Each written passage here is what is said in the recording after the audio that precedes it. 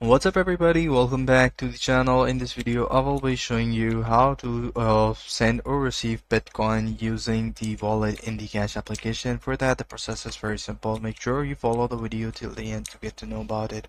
So first thing is, in order to send and receive Bitcoin, just to send the Bitcoin to any cash tag. This is also called a peer-to-peer P2P transaction. Navigate to the Cash app, payment pad, type USD toggle and select BTC. In it, enter at least $1 and tap pay. Find your receipt and then go current phone number or email address or cash tag and then pay.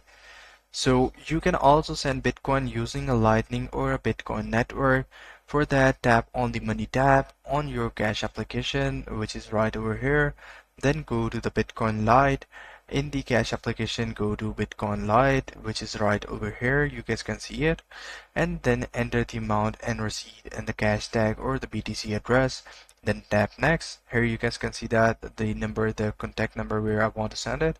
So here's the cash tag to it, and then press the next button, then select speed and then confirm and send.